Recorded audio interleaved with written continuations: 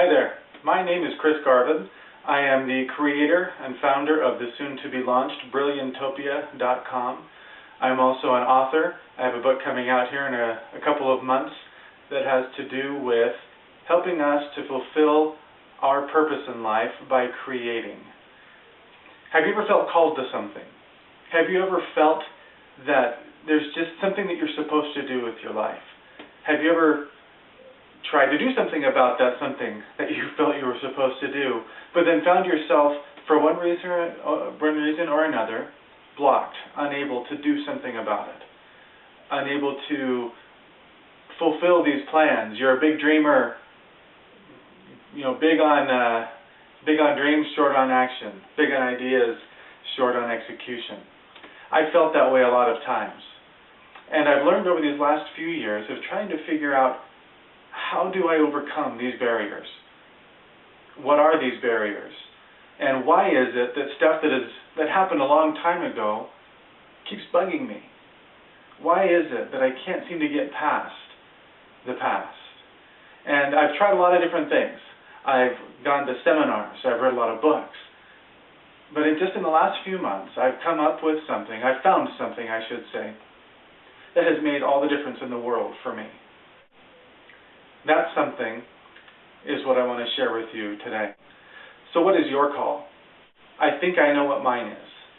And what I'm doing right now is part of that. The books that I will write, and that I am writing and will write, and the many talks and the many videos and the blogs and everything that I do with Brilliantopia and with other things, that's part of what I'm supposed to do. And I think I have an idea of what that effect needs to be. And I think I've known it for a while, but I've struggled to go from knowing to doing and to having it be effective, because there have been things that have stopped me. I've read lots of literature that tell me to change my thoughts and to improve my thinking. Also to change my actions and to improve my actions. And I work on those thoughts and I work on those actions, but there always seems to be a disconnect between myself and what I'm thinking and what I'm doing. The reason I believe that is comes from the fact that it's not addressing the core of the issue. There is something more deep, more profound within each of us that needs to be addressed in order for us to accomplish what we really want to accomplish with our lives. And it has to do with our emotional system. What is the emotional system? In short, it is the system that programs our subconscious. Yes, thoughts program the subconscious, but the emotions are what make the thoughts have validity to our subconscious mind. Now, you may have heard it said this way, that the subconscious doesn't have any judgment between what is real and what is not, what is true and what is false. It doesn't care. All it cares about is what you give it and what you believe and what you feel when you put those thoughts there. The subconscious is the foundation for the vast majority of our decisions, for the vast majority of our reactions. I've heard it said that the subconscious is the source of about 80% of the decisions that we make, while rational thought accounts for only about 20%. So if you want to change your life, you change your subconscious. Changing your thoughts and programming the thought side of your subconscious is one way to do that. But you've done a lot of programming previously. A good programmer knows that you don't just create another program around the other program, but in order to, make it as effective and as good and powerful as it can be, you have to eliminate the old and replace it with something better. All of your life, you have been programming your subconscious. It started when you were little, and it's continued through now. I'd like to tell you a story to illustrate what that means. It's a personal story.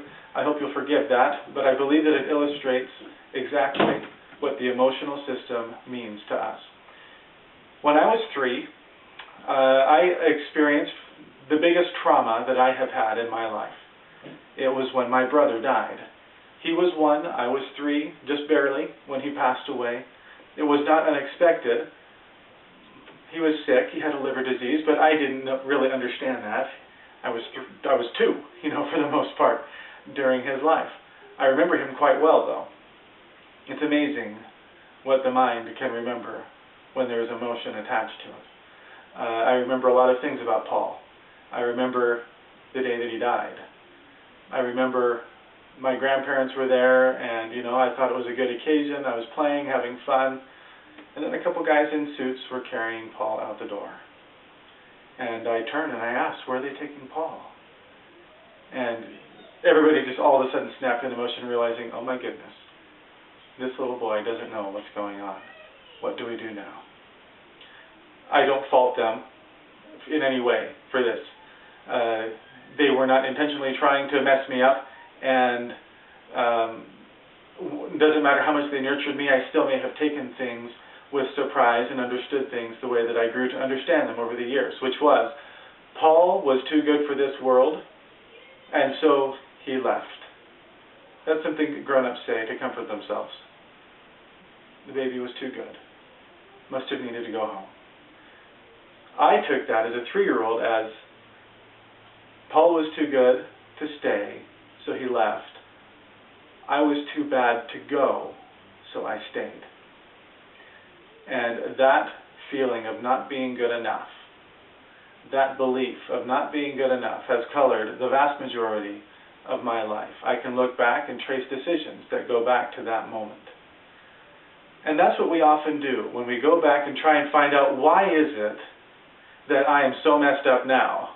Well, I can trace it back to this moment, to this thing that happened when I was this age, or to this event, to this bad decision, to this person leaving, to this person dying, to this catastrophe, to this toy breaking. It could be anything that starts creating an emotional pain. But there's more to it than just the pain. Because in order for you to have pain, there has to be something there that gets hurt. And this is the idea, the concept that revolutionized my life in trying to understand why bad things happen. And in just a couple of minutes, I want to take you through an exercise.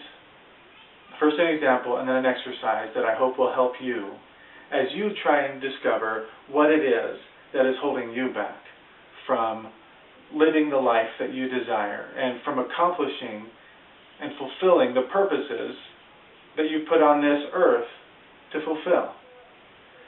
So, if you haven't been taking notes yet, now's a good time. I'm going to use the board here. I love my big whiteboard. So when we're born, we have wonderful gifts placed in us. I think anyone would agree, looking at a child and watching them grow up and seeing these wonderful attributes that they possess. The capacity to love and to forgive, to trust completely, to obey, to be obedient and submissive to parents. Now, disclaimer, I know that they're not always that way. They also have their own opinions and their own agendas and stubbornness and all these other things that come into play. But if you look at the core of what that child is, you see those attributes there. Let's take one of them that I believe is general to all children, and that is the capacity to love. It's a gift. And let's say that the gift, just imagine this, use this as a tool, saying that the gift looks just like that inside you. Wherever you feel that that gift is within you. Just picture it there, love. Now picture that this child is going along through life and loving everything and loving everyone and seeing no reason for there not to be love, right? Loving parents, loving siblings, loving toys. What about when one breaks? What happens? It's almost like there's a dagger, pretend that's a dagger, placed inside that gift of love. And it hurts. Oh, it hurts. But remember this, when you feel pain, it's the things that matter most that feel the most pain. This gift matters incredibly, and so it feels the pain acutely. And so what do? Instinctively, our protective nature kicks in, even at a very, very young age. We feel this pain and we think, oh, got to do something about that. I don't want to feel that. And so we put a Band-Aid on it. As a child, Band-Aids fix everything, right? Well, we put the Band-Aid on it and we can largely forget about it. But as time goes on, other things happen. There are other barbs, there are other experiences that teach us that love hurts. And so what did we start doing? We put more and more barriers all around. Every now and then there's a spot that comes out. Pretend that's a geyser shooting out love. But for the most part, this gift is in this protective barrier that lets nothing in, but that also doesn't let anything out. So the pain stays. And the love that we have to give struggles to come out. And it creates a tension there. It creates anxiety. It creates all kinds of feelings that are actually harmful and that actually keep us from what we want in life.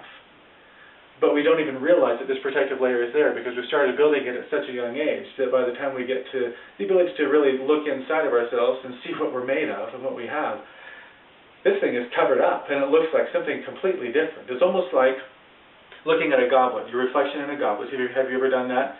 And you look at it and it's your face, but it is decidedly not what your face looks like. The nose is much bigger, the ears go back into a point, your head is oblong, or whatever it is. Sometimes certain glasses you look at it and your face is upside down. That's the prism that we end up looking through at these wonderful gifts that we've been given. So here's the question to ask yourself. Whenever you feel pain, whenever you have something that is a persistent problem, whether it is anger or procrastination, or whether it's something that just keeps repeating itself over and over, that you can't quite figure out. Why is it that you set a goal and you get excited about it and you fall flat on your face and you can't get back up and get going? Or why is it that you set an agenda and then you can't follow it? I'm telling you things that I that I experience in my life, and hopefully you'll be able to relate to some of them. So here is that question. What is the gift? What is the gift underneath the garbage? Is it the ability to trust? Is it strength? Is it, again, love? Is it that you are powerful? Is it that you are extremely valuable? What is the truth underneath all of the rubble? It's my experience that as we look at our problems through this paradigm and try and find what is good underneath all the bad, that we'll be able to really get a better idea of who we are and be able to make decisions based on truth as opposed to perception. The more truth that we get, the better our decisions will be.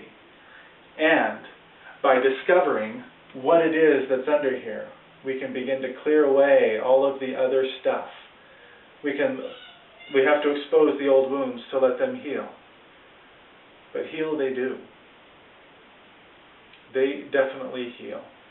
And you can find greater peace by knowing that by going all the way back to the event, the moment where the pain started, don't focus on the pain. Focus on what is in pain. And then you can free it. And your life will be richer and more full. I hope that this concept has served you. I hope that it is something that you can take and you can apply.